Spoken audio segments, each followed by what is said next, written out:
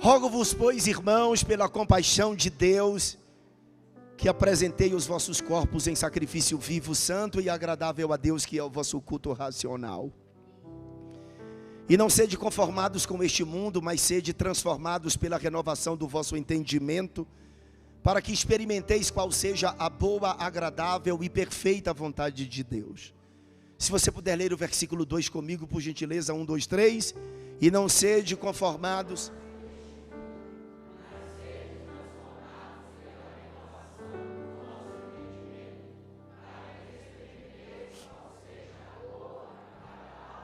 e perfeita vontade de Deus. Por favor, tome seu assento. Eu prometo que eu não irei enfadá-los. Eu serei assim, rápido, pastor. Eu serei rápido. Alguém disse que nós estamos vivendo o melhor dos tempos e o pior dos tempos. Eu li um artigo de um sociólogo por nome de Roberto Amorim, que ele aborda sobre o tempo que estamos vivendo, que é chamado de pós-modernidade. Ele diz que nós vivemos um tempo de mudanças profundas em todos os sentidos, no campo das ciências, da tecnologia, mudanças na política, nas relações sociais, entre outros.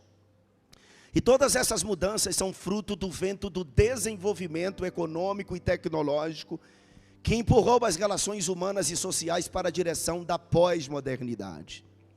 As incertezas, as fragmentações, as desconstruções, a troca de valores fazem parte da pós-modernidade. Entre as mais evidentes transformações neste tempo, podemos apontar a globalização, que tem a função de unificar as sociedades do planeta, nascendo assim um novo modo de cultura, um novo modo de vida, um novo normal. Por isso que hoje é bastante comum vermos os pensadores pós-modernos analisando em seus artigos e livros a sociedade em que vivemos. E eles a descrevem como inundada de patologias, crises e profundo vazio existencial. Nesta pós-modernidade, tudo de bom tem sido desconstruído. A desconstrução de princípios, a desconstrução de conceitos, a desconstrução dos marcos antigos, e tudo que foi imposto ao homem moderno está sendo também desconstruído pelo homem pós-moderno. Com isso, os princípios éticos e morais que sustentam uma sociedade e que são pregados e defendidos por nós, entram em decadência acelerada nesta pós-modernidade. A pós-modernidade é traçada como a época das incertezas, das fragmentações, da troca de valores, do vazio, do niilismo, da disserção, do imediatismo, da efemeridade, do hedonismo, da substituição da ética pela estética, do narcisismo, da apatia, do consumo de sensações e do fim dos grandes discursos. A verdade é que o mundo, como sempre, está louco. O mundo está de pernas para o ar. A sociedade pós-moderna se caracteriza pelas ações de seus sujeitos que seguem a cartilha das ideologias materialistas. Ter está acima do ser, carisma é mais importante que caráter, o hedonismo, a busca pelo prazer é constante, a permissividade, tudo é bom desde que me sinta bem, o relativismo, não há nada de absoluto, nada totalmente bom ou mal, e as verdades elas são oscilantes. Estão relativizando até mesmo a palavra de Deus, que é irrelativizável. O que a palavra diz que é errado, o que é certo, o que é santo, o que é profano. Billy Graham, em uma das suas célebres frases, ele diz que a Bíblia é mais certa que o jornal de amanhã. E além do relativismo, tem o consumismo, a gente vive para consumir. E além disso, tem o niilismo, que é caracterizada pela subjetividade, a paixão pelo nada. Esta é a pós-modernidade. Quando o apóstolo Paulo escreve esta carta aos Romanos, quando ele chega no capítulo de número 12, o apóstolo Paulo está preocupado com aquilo que os cristãos estavam envolvidos naquela época. Para os cristãos em Roma, neste tempo que foi por volta do ano 56 depois de Cristo, o sistema de coisas incluía os padrões morais, padrões comportamentais, costumes e estilos que caracterizavam o mundo romano. Essas coisas estavam chamando a atenção dos cristãos, a ponto de eles se conformarem, a ponto de eles se moldarem, a ponto de eles se ajustarem ao sistema.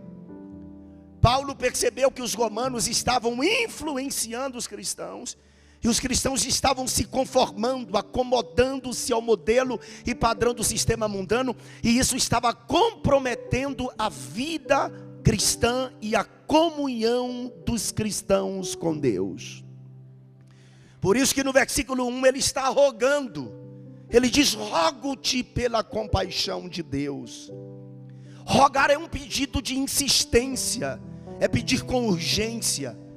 É como Moisés, ele clamou a Deus, ele rogou a Deus no deserto, em Êxodo 33, verso 13: agora pois, se tenho achado graças aos teus olhos, rogo-te, ó Deus, que me faça saber o teu caminho.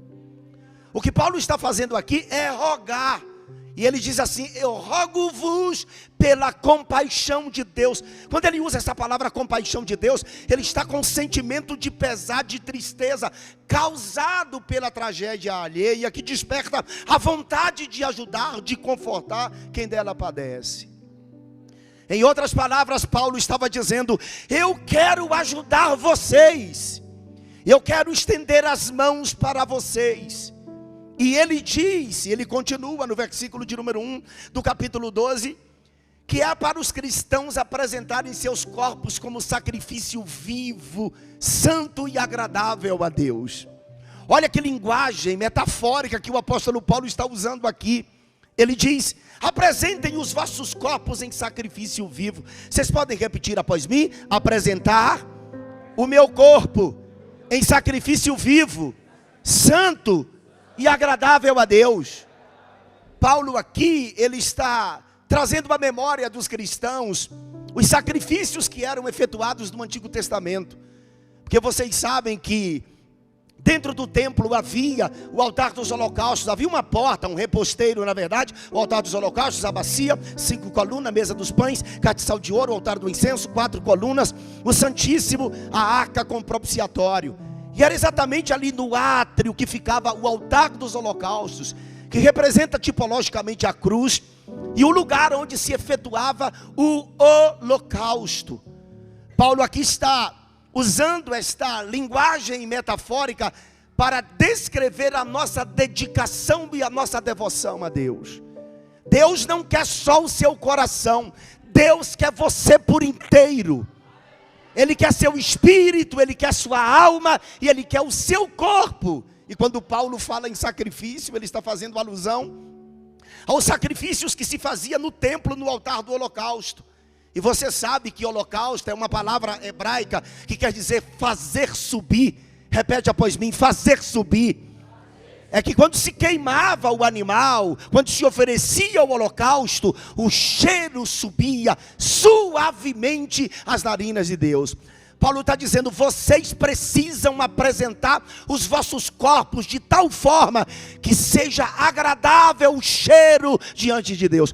O evangelho não é uma religião, o evangelho é um estilo de vida. Aqui você compra, você paga, você toma emprestado, você devolve. Você ofendeu, peça perdão. Foi ofendido, o agressor te pediu perdão, perdoe. Sabe que alguém está necessitado, estende a mão. Se tem alguém que precisa da sua ajuda, conforte esta pessoa. Isso é o evangelho de Jesus. E Paulo está dizendo: apresentem os vossos corpos. E apresentar o corpo, pastor Moretti, é um tipo de culto. Paulo diz que é um culto a Deus. Apresenteis os vossos corpos em sacrifício vivo, santo e agradável a Deus, que é o vosso culto. O seu andar aqui na terra é um culto, irmãos. Lembra o seu irmão e diga: a sua vida é um culto. Porque a gente acha, pastor, que culto é só vir ao templo. E nós até que violamos o princípio do culto, porque tem muita gente, eu acredito que não seja essa igreja, porque essa igreja é uma igreja bíblica, é uma igreja cristocêntrica, mas a maioria do povo vai na igreja para buscar alguma coisa.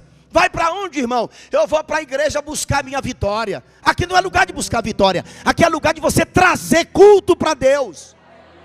Deixa eu perguntar, quem trouxe um culto para o Senhor aqui? Você trouxe o culto. Não interessa como você está. Não interessa o que você está vivenciando dentro da sua casa. Quando a mulher cananeia saiu da sua casa e foi atrás de Jesus, gritando: Senhor, filho de Davi. Senhor revela a sua deidade. Filho de Davi é um título que só os judeus podiam chamá-lo. Mas ela era uma gentia, estava com necessidade. A Bíblia diz que Jesus não lhe respondeu palavra. Os discípulos ficaram incomodados, disseram: despede a mestre que vem gritando atrás de nós. Só que Jesus não escuta oração de feiticeiro. Calado estava, calado ele ficou. Aí ele resolve falar. E quando Jesus fala, ele não fala aquilo que você quer ouvir, ele fala aquilo que você precisa ouvir. E ele disse para a mulher: eu não fui enviado senão as ovelhas perdidas da casa de Israel. Aquela mulher tinha motivos de sobra de voltar atrás, porque ela havia deixado a sua filha com certeza amarrada dentro da sua casa. Mas quando Jesus disse: eu não fui enviado senão as ovelhas perdidas da casa de Israel, a Bíblia diz que ela prostrou-se diante dele e o adorou, dizendo: me socorre. Você sabe o que é isso aqui? É um culto. Isso aqui é o quê? Porque ela adorou, porque ela... Adorar é proskinel em grego, que quer dizer beijar, que vem de prosópon, que quer dizer rosto, cara, face, que vem de própos, que quer dizer fronte. A adoração é um ato de intimidade. É como se você se abraçasse com Deus e o beijasse no rosto entre os seus olhos. Essa mulher está prostrada diante de Jesus. Observe que ela adora a Deus, mesmo estando com um problema na sua casa. Ela tocou o coração de Deus. Eu não sei como foi que você chegou aqui hoje, mas adora a Deus. Ainda que você esteja sangrando, adore a Deus. Ainda que você esteja com problema, adora o teu Deus. Porque enquanto você adora aqui, um milagre pode estar acontecendo na tua casa. Quem está entendendo o que eu estou pregando, por favor, levante a mão. Aproveita e dá um grito de aleluia para o Senhor. Fale para o seu irmão, fale para pelo menos 2 pessoas. A sua vida é um culto a Deus. A sua vida é um culto que se oferece a Deus. O culto, quando você oferece, você não requer nada em troca. Você só oferece a Deus o culto. E olha só, o culto precisa ser agradável. Repete após mim: agradável. É Paulo quem está dizendo que o culto precisa ser agradável. Agradável significa que transmite prazer, deleite. O culto quem está prestando é você. E tem um detalhe: não se meta na forma que eu adoro. Okay? Não se meta na forma que eu estou adorando. Porque tem gente que quer determinar como que a pessoa deve adorar. Quem é você? Quem é você para determinar? Ah, pastor, tem gente que quer que eu pule. Não pule não, adore do jeito que o Espírito Santo mover o seu espírito. Porque tem gente aqui nessa noite que não vai dar um glória a Deus, um aleluia, pastor, mas está adorando do jeito dele. Tem outros que já marcha, corre, olha a dupla, desceu daqui, pulou. Deixa quem quiser adorar da forma que quiser adorar. Levanta a mão, levanta a mão, levanta a mão, aponta o dedo para alguém e fala assim: ó, não te mete na minha adoração.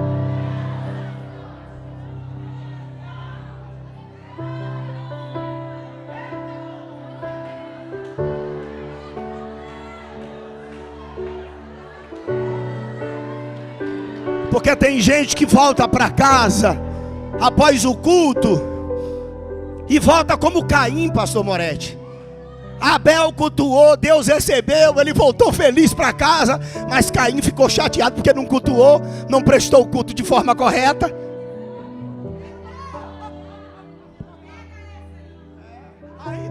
Aí sabe, Caim fica arquitetando matar o seu irmão, e vai e mata. E você sabe que isso aqui é uma arma, essa bichinha aqui. E quando Deus pergunta a Caim: cadê o teu irmão Abel? Ele responde: eu porventura sou guardador do meu irmão? Eu não vim doutrinar a sua igreja, porque a igreja quem doutrina é o Senhor. Mas quem não guarda o seu irmão é o assassino dele.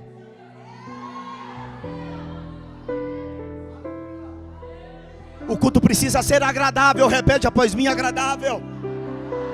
Que transmite prazer, deleite. Deus quer se deleitar no seu culto. Deus quer se deleitar na sua adoração. Quem veio adorá-lo, grita aleluia. Além de agradável, o culto precisa ser santo. Repete após mim: santo, que significa essencialmente puro, perfeito. O seu culto precisa ser santo. A sua adoração precisa ser santo. E o apóstolo Paulo continua: precisa ser também racional. Repete após mim: racional. Por que, pastor, que o culto deve ser racional? Porque envolve a razão. Envolve o quê? O raciocinar, o aprender. Você precisa. A maioria dos pregadores de hoje, pastor, a maioria, lamentavelmente, a maioria dos pregadores, eles estão preocupados com o pulo dos irmãos. Eles estão preocupados mais em salvar o seu sermão do que salvar vidas. Pastor, eu não me importo se a sua igreja não der um glória, eu só quero que ela me escute. Porque o culto é um culto racional. Você precisa saber o que eu estou falando. Você precisa entender a proposta da minha mensagem. Você tem que pensar, você tem que usar a razão. Às vezes nós chegamos em certos congressos e a gente vai e pergunta assim: como foi ontem? Ontem quem pregou foi fulano de tal. Como foi? Fogo puro, irmão. O fogo caiu. E ele pregou sobre o quê? Não sei não. Foi poder de Deus. Irmão, isso é loucura. O Pentecoste não tira a sua razão, não tira a sua racionalidade. O culto é racional. Por quê? Porque envolve a razão. Repete comigo: a razão. Também envolve a inteligência, o conhecer, o aprender, mas envolve a emoção. Nós somos emotivos. Aí a gente levanta a mão, meu irmão. A gente levanta a mão, a gente chora, a gente glorifica, a gente pula. Eu não sou sensacionista não, eu sou pentecostal, tá?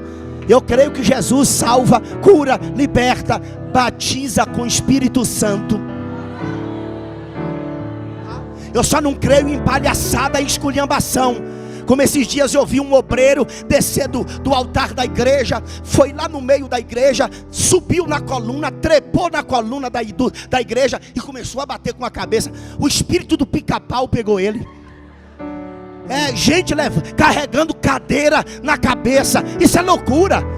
Outros vestidos com vestimentas de sacerdotes de religião de matriz africana, com espada na mão, com incensário rodando. Irmão, isso não é o evangelho de Jesus não.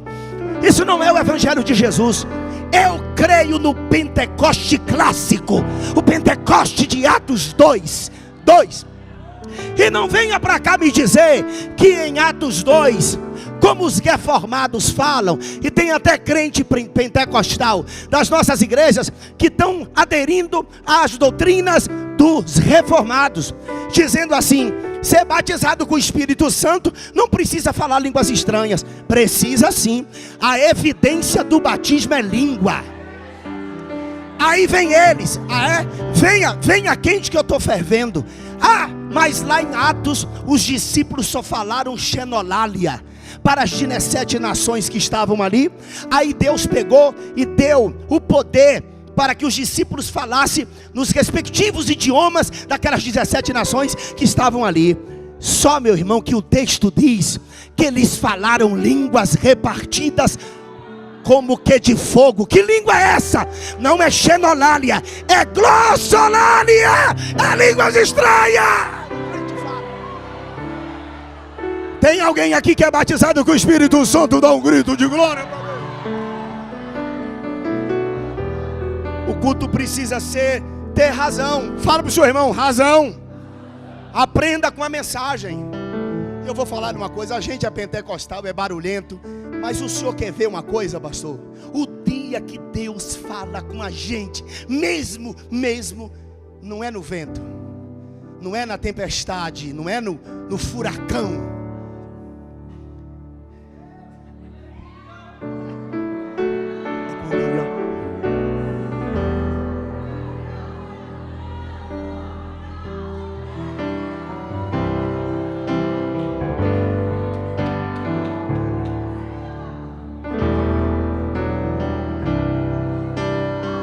Fale alguma coisa para Deus. Alguma coisa que glorifica o seu nome. Quem está entendendo? Agora é hora de você usar a emoção. Você está entendendo que eu estou pregando? Então use a emoção agora. Levanta a mão, sorri, fala alguma coisa que possa magnificá-lo, exaltá-lo. Dá um grito de aleluia para o Senhor. O culto precisa ser racional. E eu caminho agora para o final, pastor. E ele diz assim: não vos conformeis. Repete após mim: não vos conformeis. O que Paulo está falando aqui, ó, não dê forma, não configure em si, não ajuste em si, não alinhe em si com o mundo. Não se conforme. Jovens, vocês são diferentes.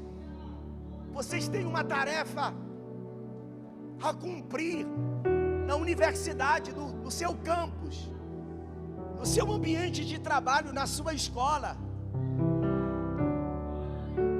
Não seja influenciado pelo sistema de coisas. Está na sua testa que você é filho de Deus, que você é crente. Não sejam influenciados por aqueles que estão em sua volta. Pelo contrário, influencie-os. Seja uma influência, receba força. Jovens, meditem na Bíblia Sagrada, para você ter subsídios para debater com aqueles que estão lá. Use a Bíblia. Quando você abrir a boca, o Espírito Santo vai dizer: eu estou contigo. Não seja mais um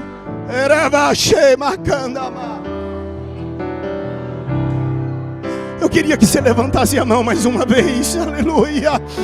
Eu queria que você levantasse a sua mão mais uma vez. Bate na mão de alguém, mas bate com força para ficar vermelho. Diga: você está na guerra.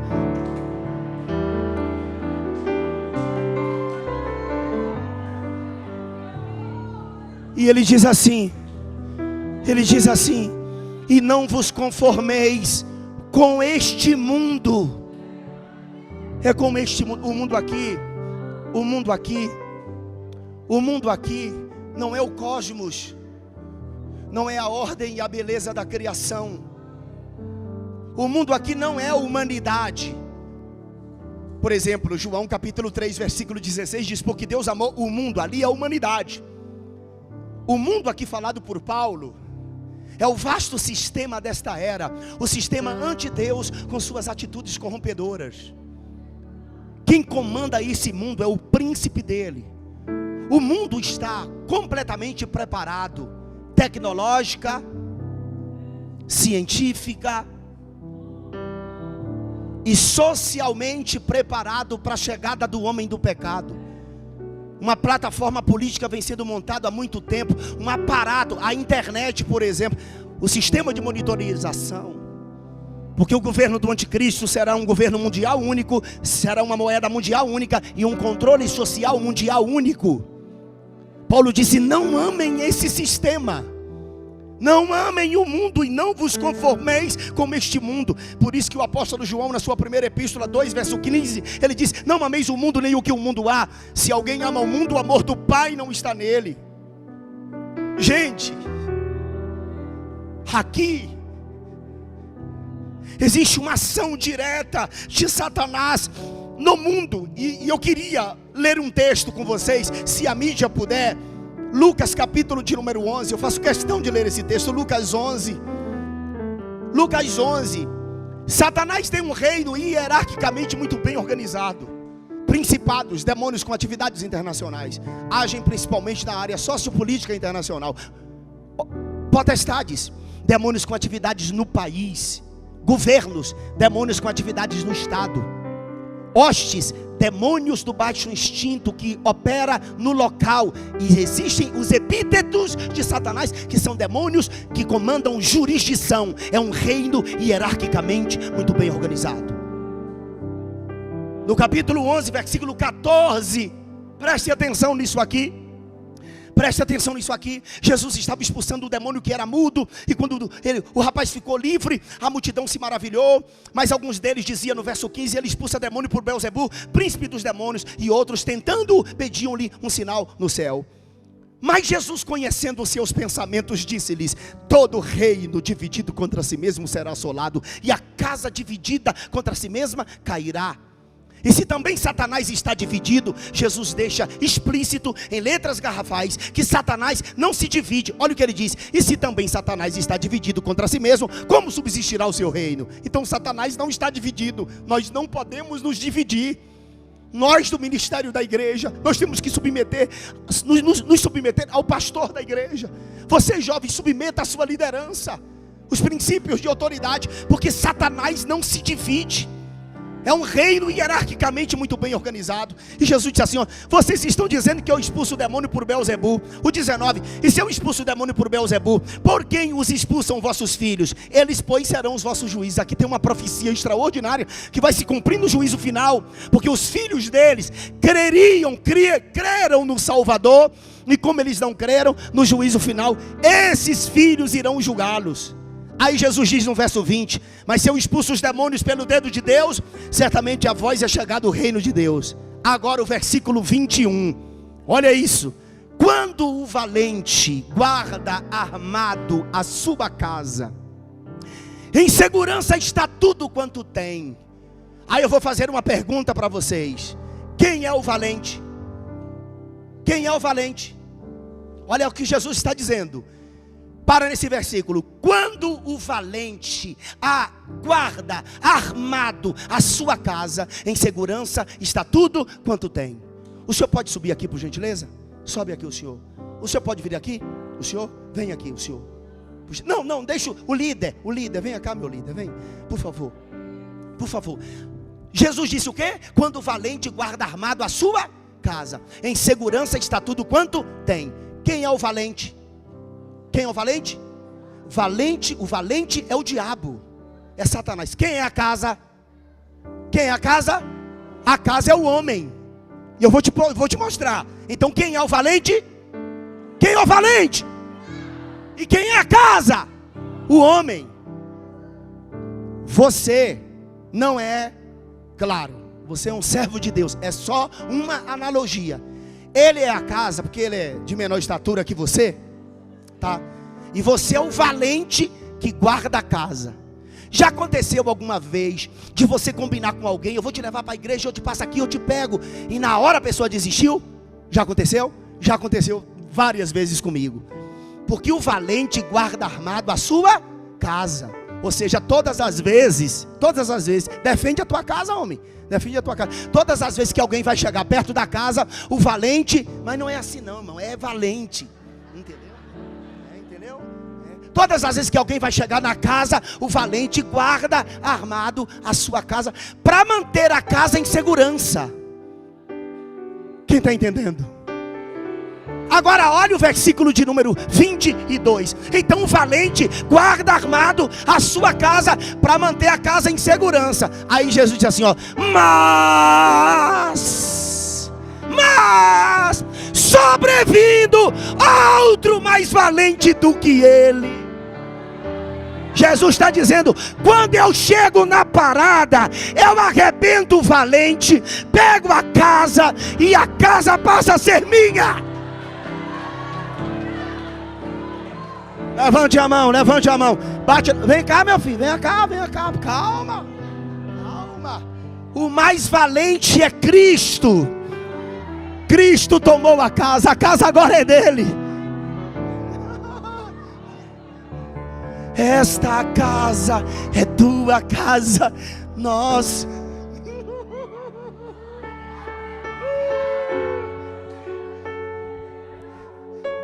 E a casa é dele. Esta casa é tua casa, nós chamamos ela pra você. Aí o pai está dentro da casa. Ele não larga você.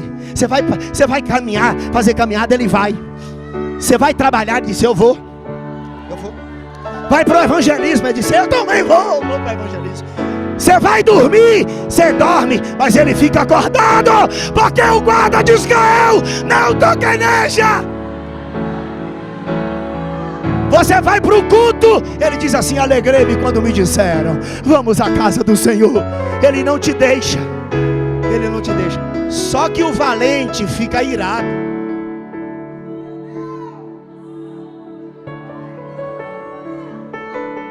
O mais valente tirou toda a armadura, reparte os despojos. Próximo versículo, por gentileza. E eu termino agora de fato.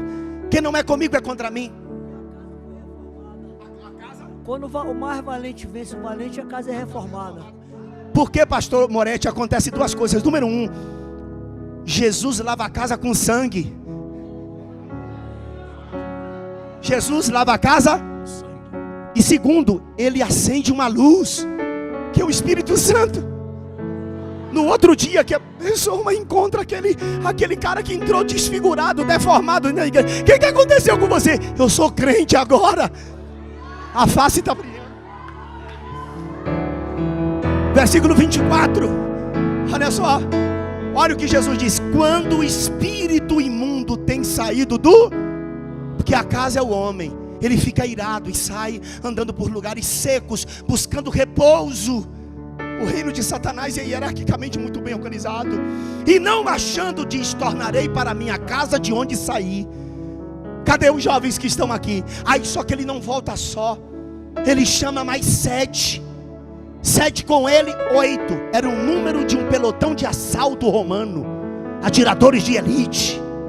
E aí vem aquele pelotão de 8, aquele pelotão de assalto, aquele grupo de assalto, para pegar a casa de volta. Só que a casa tem morador, está adornada, está limpa, está reformada. Aí sabe o que acontece? Começa a vir seta. Vem cá, paraíso, tu não está nem parecendo paraíso. Setas. Já percebeu porque que você tem tantas lutas? Você está pensando que você está pensando que sua guerra é aqui? Não, o campo de batalha é aqui, ó.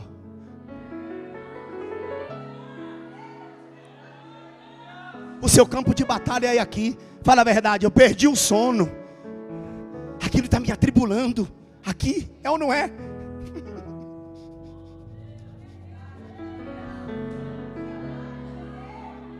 Nossas guerras estão aqui, ó. Por isso que Paulo diz assim, ó: coloca o capacete da salvação na cabeça. Porque o diabo não cessa de te setar. Eu vou falar uma coisa para vocês aqui. Jovens, não deixem que o pecado afaste você da igreja. Pastor, mas eu pequei, o que é que eu faço? Fica na igreja. Vai para o pastor que ele vai te sarar. Nós já perdemos muita. Pastor, esse homem aqui tem 3 coisas que ele carrega com ele, que Deus deu a ele. 1, ele tem uma vara para te corrigir. 2, ele tem um cajado para te puxar para o colo. E 3, ele tem azeite para sarar tuas feridas.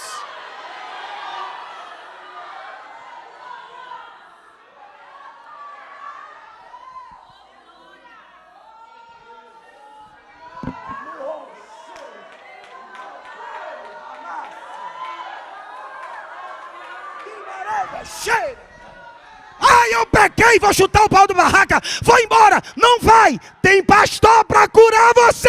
Não vai. Eu sei que tem muita coisa que prende você.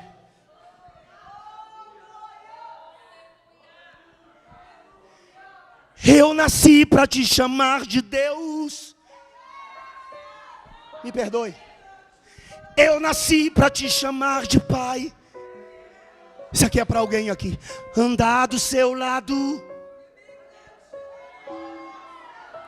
Senhor, desde o ventre da minha mãe, Eu sou povo exclusivo seu. Eu sou abençoado, se vivo obediente. Mas todo dia o pecado vem, me chama. Todo dia as propostas vêm,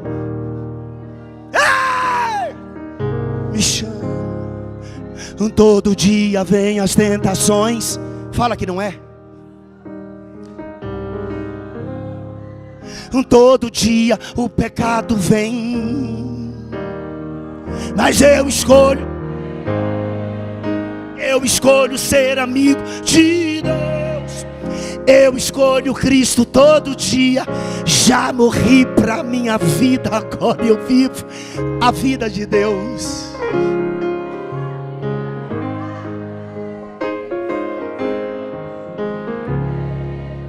Eu escolho Cristo todo dia. Já morri pra minha vida, agora eu vivo a vida de Deus. Seta, seta. Bota o capacete na cabeça, bota o capacete. Paulo diz: coloca o capacete, coloca o coturno, coloca a couraça para proteger o coração. Pega o escudo, pega a espada, luta contra. Dá um salto dessa cadeira, fica de pé para a gente orar. Aleluia. Pega na mão de alguém aí, por gentileza. Chacoalha a mão dele. Pergunta: Jesus está na casa? Pergunta a ele: Jesus está na casa? Se Jesus está na casa, fala, irmão, se Jesus está na casa. Me dá um sinal aí, vai.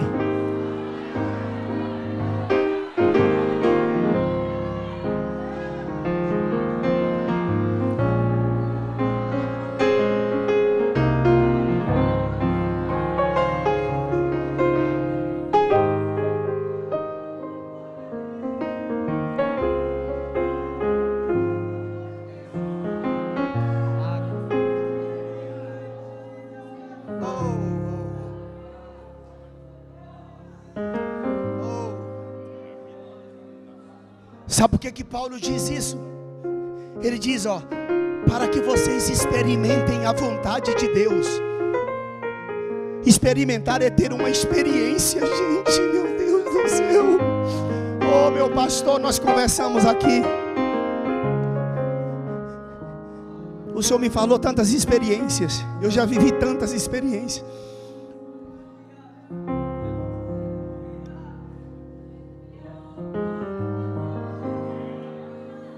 É preciso que essa juventude tenha uma experiência com Deus.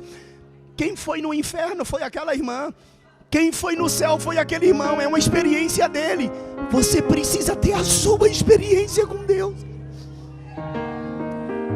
Saia da beira do rio.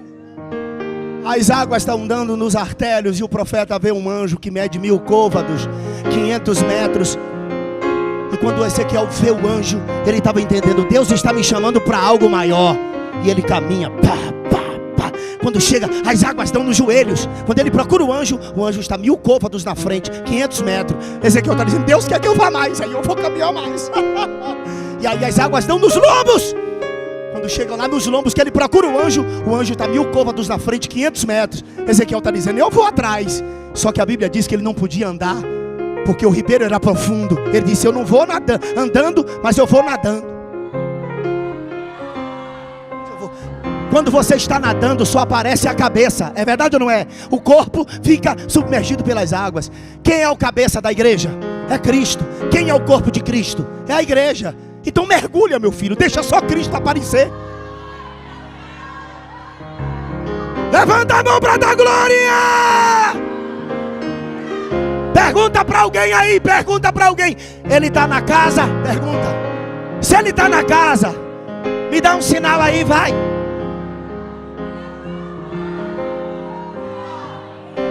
Quem tem glória, dá glória. Quem tem aleluia, dá aleluia. Ei, ei, ei. Leia um livro. queima a pestana. Existe vida, pastor, fora da internet.